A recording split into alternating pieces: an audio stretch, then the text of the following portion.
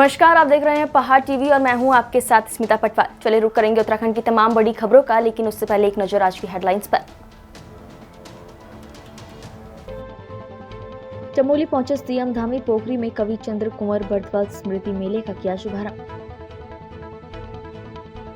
मसूरी छावनी परिषद पर बिजली गिरने से पेड़ टूटा, एक कार क्षतिग्रस्त।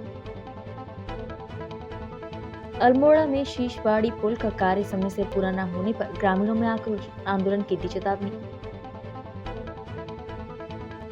अल्मोड़ा जिले के विकास कंसल्ट के मोहन भतरौज खान मार्ग की खस्ताहाल स्थिति को लेकर पूर्व मुख्यमंत्री हरीश रावत ने कुमेरिया और घुप्ती धार तिराहे पर अपने समर्थकों के साथ 2 घंटे तक मौन धरना दिया। पूर्व मुख्यमंत्री हरीश रावत ने प्रदेश सरकार को चेतावनी देते हुए कहा कि यदि 1 महीने के भीतर सड़क का सुधारीकरण नहीं हुआ तो वो मोहन रामनगर तिराहे पर धरना प्रदर्शन करेंगे। त्रिस्तरीय पंचायत चुनाव को लेकर पुलिस प्रशासन सतर्क हो गई है। सुरक्षा के मद्देनजर ग्राम पंचायतों में पीएसी फोर्स के साथ मंगलौर पुलिस फ्लैग मार्च निकाल रही है। साथ ही बिना परमिशन के रैली निकाले जाने और असला थाने में जमा किए जाने की भी अपील कर रही है। मंगलौर कोतवाली प्रभारी राजीव प्रधान ने बताया कि त्रिस्तरीय पंचायत चुनाव को लेकर पुलिस किसी भी तरह की लापरवाही बरतना नहीं चाहती। त्रिस्तरीय चुनाव को दृष्टिगत रखते हुए आज मंगलौर पुलिस द्वारा जो है फ्लैग मार्च निकाला गया, जिसमें ग्राम वासी को सूचित किया गया जिनके द्वारा असले जमा नहीं कराए जा रहे हैं वो शीघ्र असले जमा करा दे, अन्यथा जो है नोटिस दिया जाएगा। तदनुसार आवश्यक कार्रवाई की जाएगी। और सोशल मीडिया पर जो भ्रामक सूचनाएं फैलाई जा रहे हैं, अगर ऐसी कोई सूचना फैलाई जाती है तो उसके अनुसार भी कड़ी से कड़ी कार्रवाई की जाएगी। अभी तो जो है भ्रामक सूचना फैलाने वाले पर भी कुछ दिनों पूर्व ही हमारे द्वारा एक मुकदमा दर्ज कराया गया था और जो है फिर लगातार मॉनिटरिंग की जा रही है। LIU से भी वार्ता समन्वय स्थापित कर इस संबंध में कार्रवाई की जाए। भीमताल विधानसभा के विकासखंड ओखलकांडा के कुकना ग्राम सभा के लोग विकास से कोसों दूर हैं। आज भी यहाँ के लोगों को मूलभूत सुविधाओं के अभाव में जीवन यापन करना पड़ता है। सबसे ज्यादा परेशानी तब होती है जब गांव का कोई शख्स बीमार पड़ जाता है। गांव में स्वास्थ्य सुविधा न होने के कारण लोगों को मीलों का सफर पैदल तय करना पड़ता है। वहीं वर्षों से पैदल सफर करना ग्रामीणों की नियति बन गई है। मामला भीमताल विधानसभा के ओखलकांडा कुकना बजवाल गाँव ग्राम सभा का है। अचानक गर्भवती लक्ष्मी देवी के प्रसव पीड़ा बढ़ गई, जिसे ग्रामीणों ने डंडी कंडी के सहारे 8 किलोमीटर कुर्सी पर रखकर सड़क मार्ग तक पहुंचाया। वहां से एम्बुलेंस के द्वारा ओखलकांडा के अस्पताल पहुंचाया गया, जहां से डॉक्टरों ने हल्द्वानी के सुशीला तिवारी अस्पताल के लिए उन्हें रेफर कर दिया। आपको बता दें कि उत्तराखंड में आज भी कई ऐसे गांव हैं जहां लोगों के पास मूलभूत सुविधाएं नहीं है। गांव तक सड़क नहीं पहुंची है, जिस कारण लोगों को दिक्कतों का सामना करना पड़ता है।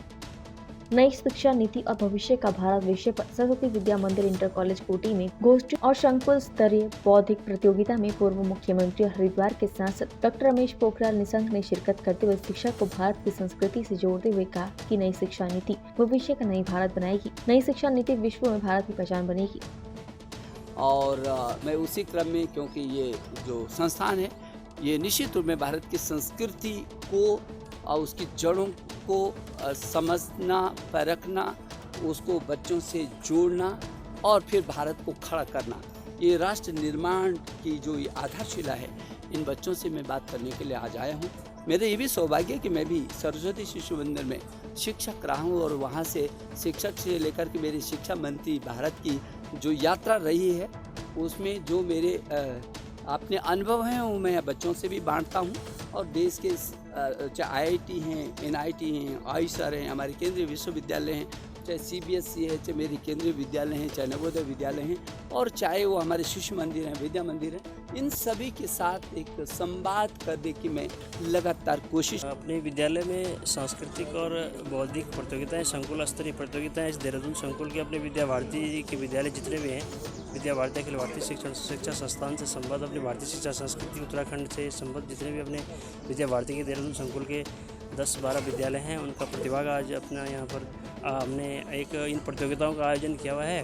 और उसमें अपने पूर्व शिक्षा मंत्री डॉक्टर रमेश पोखरियाल निशंक जी का मार्गदर्शन भी हमें प्राप्त हुआ और उसी के निमित्त हम सब लोग यहाँ पर एकत्रित। महिताब सिंह गुस्सा है, मैं इस विद्यालय का प्रधानाचार्य।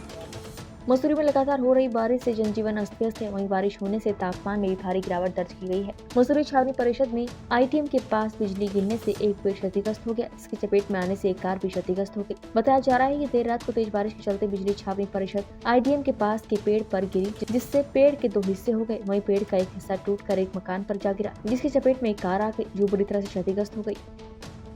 मां नंदा देवी दियोरा यात्रा का 8वां पड़ाव जेलम गांव में भव्य रूप से मुखौटा नृत्य का आयोजन किया जा रहा है, जिसमें सीमांत के दूरस्थ गांव और देश विदेश से श्रद्धालुओं की भीड़ उमड़ी है। उपाध्यक्ष धीरेन्द्र गरोडिया का कहना है कि 12 साल बाद ध्यान के रूप में मां नंदा को अपने मायके में ढोल दमाओं के साथ ग्रामीण स्वागत करते हैं। मई सचिव लक्ष्मण सिंह बुटोला का कहना है कि यात्रा 6 सितंबर से प्रारंभ हो गई थी। हर गाँव में मां नंदा देवी की डोली यात्रा पैदल मार्ग से चलती रहेगी।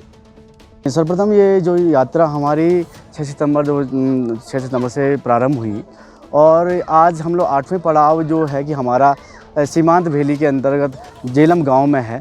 और जेलम जो गांव है, यहाँ पे जो मुखौटा नृत्य होते हैं एक रामायण के तर्ज पर होता है और ये विश्व विख्यात भी है। और मां नंदा भगवती जो हमारी दियोरा यात्रा में चल रही है, ये 3 गाँव में इस मेले का आयोजन किया जाएगा। इसमें नारद मुनि से लेकर तमाम देवी देवताओं का आह्वान होता है और ये आह्वान जो है कि तीनों गाँवों में होता है।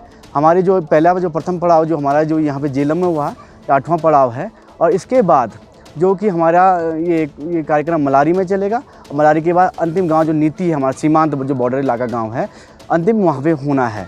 और उसके बाद जब हमारे मलारी से हम लोग जो पैदल जो यात्रा है माँ भगवती की, वो अंतिम जो गाँव है हमारा लाता, हम प्रस्थान करेंगे 31 तारीख तक।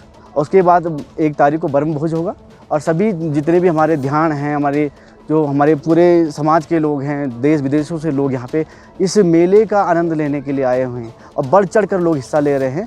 और पैदल जो हम पैदल यात्रा करते हैं, उस पैदल हज़ारों लोगों की जनसंख्या भीड़ देखने को मिल रही है। खास जेलम का नृत्य इसमें देवी देवताओं की स्तुति के साथ साथ होता है, क्या होता है? यहाँ पे जो सर्वप्रथम हमारा जो सबसे पहले गणेश भगवान का आह्वान होता है। गणेश भगवान के बाद नारद मुनि जो ऋषि कौड़िया। जनपद चंपावत में लगातार बारिश होने से टनकपुर चंपावत राष्ट्रीय राजमार्ग पर विभिन्न स्थानों में पहाड़ी से मलबा गिरने के कारण सड़क बंद हो रही है। स्थिति को देखते हुए जिलाधिकारी चंपावत ने नेशनल हाईवे के अधिकारियों को तत्काल जेसीबी और मेन पावर के साथ सुरक्षात्मक तरीके से सड़क खोलने के संबंध कार्यवाही करने को कहा है। साथ ही जनपद के सभी अधिकारियों को अलर्ट मोड में रहने के निर्देश दिए हैं। बीती 15 अगस्त को NSUI ने प्रदेश अध्यक्ष मोहन भंडारे के नेतृत्व में जिला अधिकारी कार्यालय देहरादून का घेराव किया। NSUI कार्यकर्ता बड़ी संख्या में जिला अधिकारी कार्यालय के बाहर एकत्रित हुए और उसके बाद धरने पर बैठ गए। NSUI कार्यकर्ता ने सरकार के खिलाफ जमकर नारेबाजी की, जिसके बाद ADM के माध्यम से मुख्यमंत्री को ज्ञापन भेजा गया। NSUI कार्यकर्ता लगातार प्रदेश में ठोस भू कानून और कृषि के नाम पर विक्रय की गई बड़ी मात्रा में भूमि की जाँच की जा रही है। तो उत्तराखंड में लगातार प्रदेश के बाहर से आने वाली भूमाफियाओं द्वारा जमीनों पर किए जा रहे गैर कानूनी निर्माण और कब्जे का सिलसिला जारी है। ने जो जिलाधिकारी कार्यालय है देहरादून में, इसमें धरना दिया है। हमने राज्य सरकार से ये मांग की है कि सन 2000 के बाद उत्तराखंड बनने के बाद जितनी भी बड़ी कृषि भूमि कृषि के नाम पर बेची गई है, उन सभी की जांच की जाए और उनमें वास्तव में कृषि हो रही है या उन पर कोई व्यवसायिक कार्य हो रहा है, इसकी जांच की जाए। और साथ ही रामनगर में जिस व्यवसायी ने 200 एकड़ जमीन को कृषि के नाम पर खरीदकर इसमें व्यवसायिक कार्य किया है, उसके खिलाफ सख्त से सख्त कार्रवाई की भी हम मांग कर रहे हैं। और हम सरकार से मांग करते हैं कि ठोस भू कानून जल्द से जल्द उत्तराखंड में लाया जाए, वरना NSUI आने वाले दिनों में प्रदेश भर में सड़कों पर उतरकर प्रदर्शन करेगी। संयुक्त संघर्ष समिति उत्तरकाशी द्वारा कल यूके SSSC भर्ती घोटाले की CBI जांच की मांग को लेकर श्रीदेव सुमन मंच पर अनिश्चितकालीन धरना प्रदर्शन किया गया, जिसमें विभिन्न सामाजिक संगठनों, छात्र संगठन, अलग अलग दलों से जुड़े लोग मौजूद रहे। साथ ही ओम छात्र संगठन ने इस मुहिम को अपना पूर्ण समर्थन दिया। आज से हनुमान चौक पर जो है संयुक्त संघर्ष मोर्चा का जो है धरना प्रदर्शन जो है शुरू कर दिया गया है, जो कि अनिश्चितकालीन है। कल हमारे द्वारा जो है जिला प्रशासन को भी ज्ञापन दिया गया था और जिस तरीके से उत्तराखंड में भर्ती घोटाले लगातार जो सामने आ रहा है और जिस तरीके से जो है अभी तक CBI जांच की मांग जो पूरे उत्तराखंड से उठ रही है, हर जनपदों से जो है मांग उठ रही है, युवा जो है सड़कों पर है, आक्रोशित है और उसके बावजूद जो है सरकार द्वारा जो है अब तक CBI जाँच को जो है शुरू नहीं किया गया है। तो इसी क्रम में जो है संयुक्त संघर्ष मोर्चा, जिसमें जो है विभिन्न दलों के लोग, सामाजिक संगठनों से जुड़े लोग, छात्र संगठनों से जुड़े लोग, सभी लोगों ने जो है एकजुट होकर जो है जिला प्रशासन को भी जो ज्ञापन दिया था और आज से जो है हनुमान चौक पर श्रीदेव सुमन मंच पर जो है धरना अनिश्चितकालीन शुरू कर दिया गया है। सितारगंज पुलिस ने बीती 13 जुलाई को फ्यूजन माइक्रो कंपनी के कलेक्शन एजेंट से लूट करने वालों में से फरार चल रहे पति पत्नी को सितारगंज पुलिस ने ग्राम तिलियापुर के पास से नकदी समेत गिरफ्तार कर लिया है। आपको बता दें कि बीती 13 जुलाई को फ्यूजन माइक्रो फाइनेंस कंपनी के कलेक्शन एजेंट अमन शर्मा के साथ झाड़ी मंदिर शक्तिपाम के जंगल वाले रास्ते पर 5 लोगों द्वारा तमंचा दिखाकर नकदी लूट ली गई थी। वहीं सितारगंज पुलिस ने कलेक्शन एजेंट अमन शर्मा की तहरीर के आधार पर मुकदमा पंजीकृत कर लिया था। कोटद्वार को रातों रात फर्जी नौकरी के पोस्टरों से पाट दिया गया। रेलवे स्टेशन, बस अड्डा, एटीएम हो या शहर के खंबे हो, कोई जगह ऐसी नहीं थी जहां की फर्जी नौकरी के पोस्टरों को न चिपकाया गया हो। सवेरे सवेरे जगह जगह इन पोस्टरों को देख लोग इन पोस्टरों की चर्चा करने लगे। फर्जी पोस्टरों की शिकायत जब पुलिस से की गई तो पुलिस रिपोर्टों की जाँच पर लग गई। वहीं अपर पुलिस अधीक्षक शेखर चंद्र श्रियाल ने जनता से अपील की कि इन फर्जी पोस्टर से सावधान रहे और इसके झांसे में न आए। उत्तराखंड की तमाम बड़ी खबरों में फिलहाल इतना ही। बाकी खबरों के लिए देखते रहिए पहाड़ टीवी। नमस्कार।